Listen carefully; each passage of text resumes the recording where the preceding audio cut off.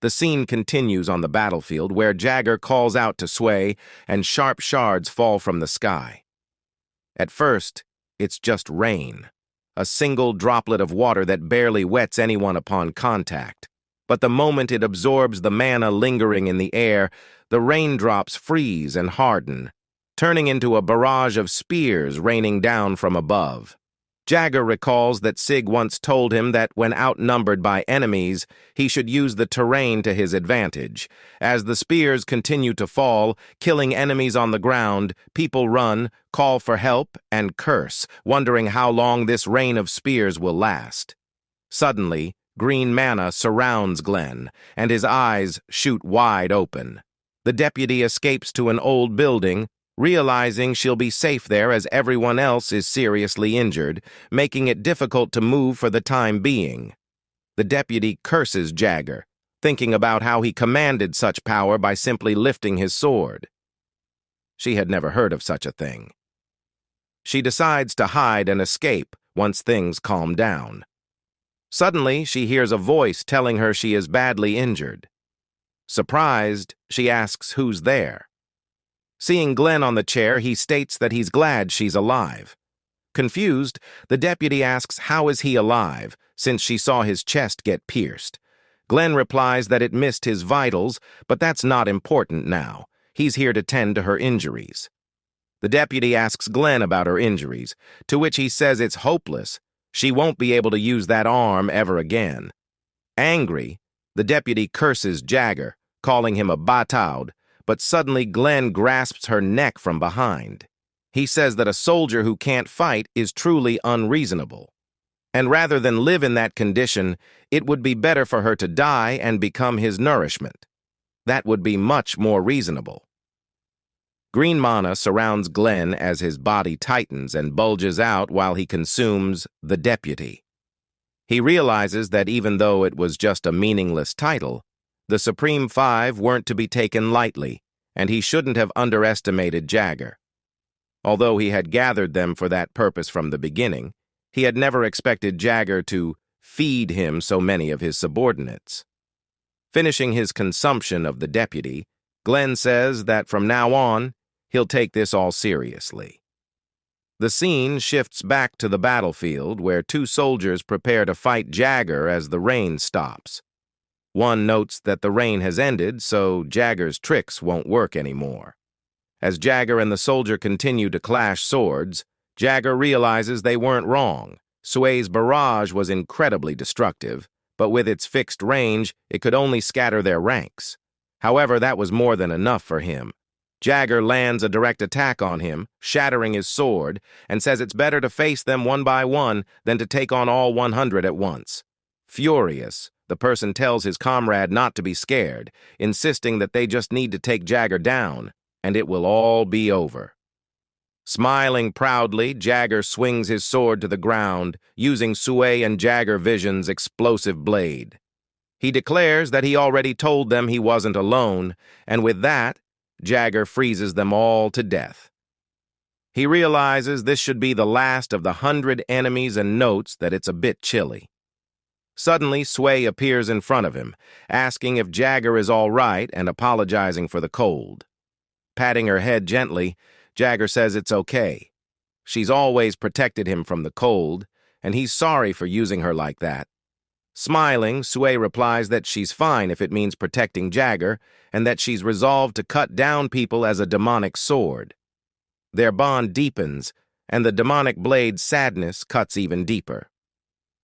Jagger realizes that although Sway says she's fine, the dew forming on her blade from the cold almost looks like tears. Jagger thinks when they prepare to return to the palace and deal with Drake, their job will be finished. Jagger asks Sway if there's anything she'd like to do. Sway says not really, other than staying by his side. She mentions she's heard Evergreen has an enormous national park. When it's all over, she suggests they all go there together and spend a day from morning till sunset, doing nothing but relaxing. Jagger agrees, saying he's heard the sunset view is famous and that he'd love to experience something normal with both of them. Suddenly, Sway screams Jagger's name in fear as he turns to block an attack from Glenn. Shocked, Jagger says he thought Glenn had died back then. Smiling creepily, Glenn says they meet again, calling signature Jagger, and vows to end their long fight once and for all, by ending Jagger's life. The scene shifts to 12 years ago as Glenn questions what the hell he did. It's to the front line of the Amelia territorial dispute, where Glenn wonders if this is because he plundered one small village. He tries to convince them that there was an enemy spy among them. He made that choice for the safety of their allies and questions why they couldn't just announce it that way to the outside world. The Duke of Cade, the Supreme Five Silver Knight Binoche Stein, asks if he truly feels no guilt for what he has done, stating that he has murdered civilians in a place that wasn't a battlefield. Among them were innocent women, the elderly, and even children. He questions whether Glenn even knows what people are calling him. They are calling him Cade's murdering scarecrow. Glenn states that originally he planned to kill just one person and be done with it, but then he thought the remaining family might struggle with the loss. To prevent their loneliness, he killed them all. Stein believes that Glenn is showing a lack of empathy and symptoms of post-destructive disorder after the enchantment procedure, as he cannot control the experiment aimed at creating a perfect soldier, which has failed. Stein shakes his head, saying that while Glenn has achieved many accomplishments as a knight, he cannot overlook this irrational rampage. As commander of the Cade army, Stein sentences him to death on charges of war crimes. Glenn asks if Stein knows what he sacrificed as a knight, accepting filthy monster blood into his body for the sake of the country. Glenn screams that now that the war is coming to an end, he is no longer useful and plans to discard him. He powers up his aura, insisting that the war must not end yet. As Glenn dashes forward, he notes that Glenn still hasn't enjoyed his power to the fullest. Stein questions if these are Glenn's final words before slashing Glenn down with his sword. He comments that he never once considered a madman like him to be his disciple, and refers to him as a Stein on Cade, instructing the soldiers to dispose of him. The soldiers drop him off near a pit covered him with a blanket as they huff, saying they finally made it. The soldiers notice that it's shaking as Glenn apprehends one of them coming out to kill them off. Glenn thinks about how lovely the weather is and considers taking up a missionary job. In the present, as Jagger questions how he came back alive. Glenn reflects on how beautiful this blade is and wonders if it is the demonic sword stolen from his master. However, that doesn't matter anymore. If there's something he wants, he will just kill and take it. If he came back alive, he will just have to cut him down again. Jagger is taken aback and curses Glenn for becoming several times stronger than when they last crossed swords. Glenn questions what Jagger is doing, calling him the warrior of punishment. Jagger asks if his right hand has regenerative powers, as Glenn takes up his sword and plunges it into the ground. After being injected with monster blood, Glenn's ability is the absorption and release of life force. With his right hand, he can absorb others' life forces and even make corpses move by injecting absorbed life force. Jagger realizes it wasn't just regeneration when Glenn comments that the magic of the demonic sword that pierced his heart was quite invigorating. The coldness filling the void in his chest is unbelievable. He indulged in such pleasures alone because he is immune to demonic swords. He screams that he has made his decision. He will kill Jagger and take that demonic sword that controls cold. He doesn't care if he loses his mind either, since that's what it was made for. Jagger glares and questions what Sway is made of. She locked herself away because she was afraid of killing people. She never knew what a normal life was because she was born as a demonic sword, powering up his aura with Frederick's vision and Punisher. Jagger asks if she was born just to be used for killing people. Sway tries to tell Jagger not to fall for Glenn's provocation, saying he has already pushed himself too far, for which Jagger apologizes. Seeing someone who has something to protect never runs away, especially if that someone is precious to him. That is the only conviction he has left. Taking his stance, Jagger dashes down at the corpses, thinking it would be more efficient to fight alone. However, Jagger knows that Geln's using this technique as if trying to show off while forcing Jagger to use a powerful skill, knowing he doesn't have much mana left. The moment Jagger uses this skill and depletes his mana completely, Glenn will move in to finish him off. As Glenn tries to slash at Jagger, Jagger thinks dragging this out in a war of attrition is exactly what Glenn wants, leaving him no choice but to take a gamble. Jagger releases his Frederick vision and Punisher by 2. Glenn licks his tongue in anticipation of something big coming. With Jagger vision activated, Jagger unleashes a roaring dragon explosive phantom bleed attack upon Glenn as Jagger takes heavy recoil while Glenn charges down to attack him again. Jagger coughs up blood from the attack, and Glenn comments that it was an impressive technique. Glenn thinks that the man in front of him is clearly on the verge of death, questioning if he should chuckle at Glenn. Glenn states that he would have died again, but managed to regenerate himself with a limited amount of mana. Jagger knows that his stamina is completely drained, and he doesn't even have enough mana left to use his skills. However, Glenn is in the same position. He cannot afford to move recklessly either. Jagger clenches his teeth, wondering what kind of monster Glenn is. The same attack that defeated King Dimitri could have been devastating if his subordinates hadn't blocked it. Jagger struggles to stand but falls again, coughing up blood. Glenn thinks something about Jagger is different from all the others he has killed before. He wonders if he is feeling fear, noticing the look in his eyes, one of a murderer. Jagger questions if Glenn is implying that he is scared of a dying warrior. Even with death looming right in front of him instead of giving up, Jagger stares back defiantly.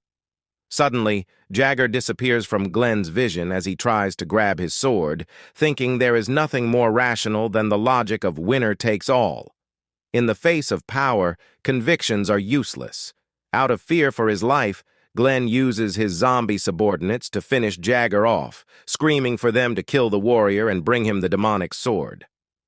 Sway calls out to Jagger, who reassures her that it's okay and just a little longer. The corpses are nothing once he catches his breath, and he can cut them all down. However, Sway hugs him from behind, apologizing for being injured because she couldn't fight better. He pats her on the back, saying there is no need to apologize. This is his fight, and he was the one overpowered. She doesn't need to feel guilty. Besides, the battle isn't over yet, and they will get out alive together until the end. Suddenly, Minurva calls out that it will be until the very end without her as she appears in front of him, calling Jagger a foolish servant. She observes that his face was already scarred, but now looks even messier than before. Jagger calls out to Minurva, questioning what happened at the palace and why she came here, which annoys her. Minurva responds that she came because she was worried about him. She chomps onto Jagger's head and declares that if he dies here, she will kill him herself, but then steps back, acknowledging her own insolence even in this state. Giving him a hairpin, Minurva states that she once told him this hairpin would save his life someday. She is just here to keep her promise. So don't get the wrong idea, she didn't come for his sake. Minurva declares this is his last chance. Acknowledge her as his master, and she will give him the power to cut down those who did this to him, and even to cut down the whole world. Jagger declines becoming her servant until the end, because she knows that he is not the type to serve anyone. Minurva states that he is really stubborn for someone so weak, but admits she doesn't dislike that about him, calling him a foolish warrior. He adds that it takes one to know one, and refers to her as a damn demonic sword for wanting his hand. Minurva calls for Jagger, declaring that she, Minurva, the demonic blade of resentment, shall lend him her strength as Jagger, warrior of punishment on this battlefield. He is her master. As the sky darkens ominously, Glenn realizes that the light has disappeared while Minurva transforms into a sword descending upon Jagger. Sway asks Minurva if she can feel it. Minurva responds that it's lonely but also gentle and warm, realizing this is what it feels like to be in Jagger's embrace. Jagger jokes with Minurva that when they are connected, he can hear even the smallest whispers. Minurva scolds Sway for not telling her sooner. Glenn comments on how fascinating and amusing it is, a demonic sword turning into a girl, and thinks it will be quite satisfying to tame this one. However, Jagger asserts it won't happen. He will die here because he dares to claim what's his.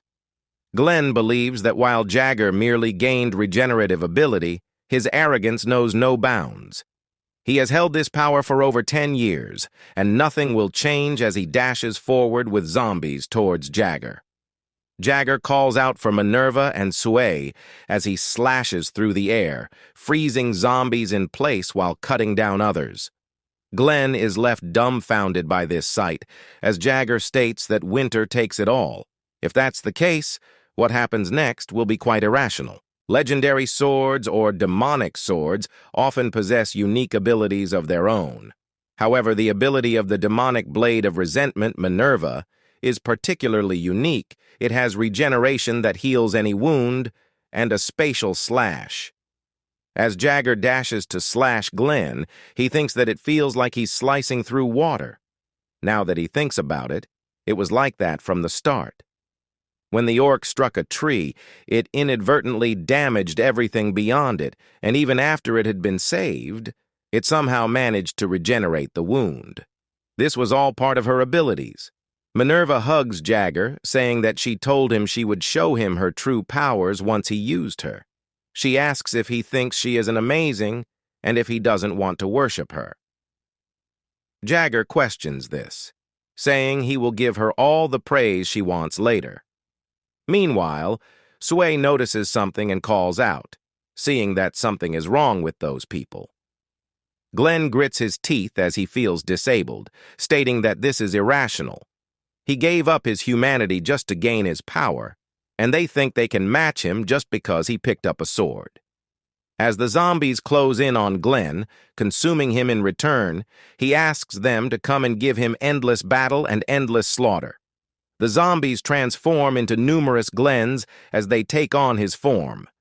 Jagger realizes this is Glenn's last desperate attempt and that he can still fight. He calls out for Sway and Minurva, to which Minurva responds that she doesn't need to be asked twice. Jagger uses his sword to slice through the air, making all the doppelgangers fall down, declaring that they will fight until one of them dies. As Jagger deals with the doppelgangers, he suddenly realizes he has been pierced by a sword from behind because of several stabs from Glenn. Jagger warns that this fight was never going to be rational. His wounds have already healed. What happens next isn't a fight. It's a massacre until one of them gives up and dies, regenerating and killing over and over again. It is a one-sided slaughter with a clear outcome. Jagger states that he will never defeat Glenn and questions why Glenn doesn't just die already. Glenn smiles, saying not to get cocky. He was supposed to be the one to kill Jagger. Jagger retorts that, but he won in turn, didn't he? Glenn responds that this was nothing but a false victory. He sacrificed everything for his power, but what did Jagger sacrifice for him? He screams about the bloodline of a warrior and 2 demonic swords. Without those, he is nothing. His strength and victories are all fake. He's just been lucky from the start. Jagger thinks that not once in his life has he been glad to be born a warrior. Those of House Jagger are born with less mana and shorter lifespans than others. The same goes for Minurva and Sway. Their lives as demonic swords were nothing but shackles. Jagger grits his teeth, stating that Glenn knows nothing and questioning who he is to judge their lives.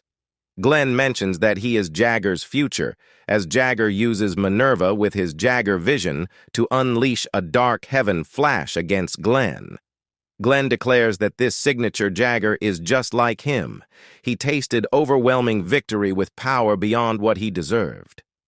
One day, Jagger will transform into a monster just like Glenn did, touched by that power, and Glenn only regrets that he won't be there to see it happen. A huge blast occurs as the plaza is devastated. Minurva and Sway hug Jagger, questioning if he's okay. Jagger pats them reassuringly, saying not to worry. He thinks that it's really over now,